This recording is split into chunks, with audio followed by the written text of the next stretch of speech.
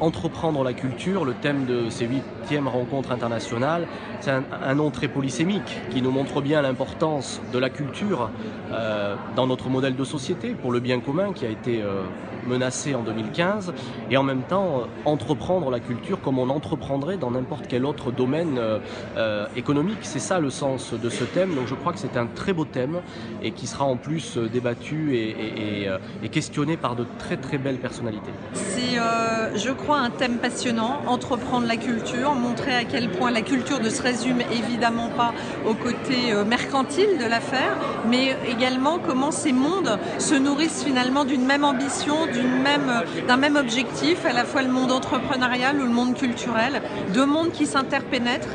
Et je crois que c'est la force de cette thématique cette année qui va être définitivement passionnante. Entreprendre la culture, il y a une dimension individuelle, une dimension collective, une dimension culture facteur de paix. Entreprendre la culture, c'est un thème très polysémique, donc c'est pour ça qu'on l'a choisi, c'est pour que chacun puisse y apporter sa pierre, qu'on ait la fibre entrepreneuriale, la fibre d'innovateur, ou qu'on soit un artiste, c'est-à-dire comment est-ce qu'on la vit, quelle est la prise de risque qui est liée à ça et quelles sont les grandes questions qui nous animent pour dessiner l'avenir ensemble.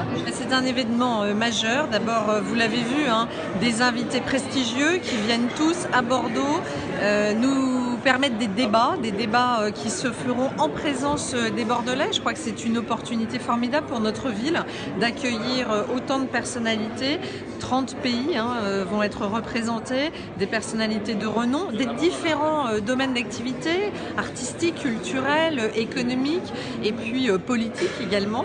Pour Bordeaux, c'est un temps fort que de voir autant d'hommes politiques, d'artistes, de chefs d'entreprise nationaux, européens, internationaux venir à Bordeaux pour présenter leurs idées. Et l'espoir que nous avons, c'est que cette rencontre aussi vienne aider le territoire parce que ces gens qui vont débattre vont aussi proposer des idées et vont aussi peut-être, je l'espère, faire naître un certain nombre d'initiatives créatrices supplémentaires. La philosophie du forum, c'est déjà d'écouter et d'être curieux, d'observer ce qui se passe ailleurs, d'essayer de comprendre que dans les différents secteurs, que ce soit les secteurs d'autres secteurs économiques, que ce soit par la dimension sociale ou dans la dimension artistique pure, d'observer comment les interactions se font entre l'art, la culture, l'économie et le social. Le monde culturel inspire aussi les entrepreneurs et c'est effectivement fondamental de garder en tête combien la culture irrigue totalement la société et l'économie.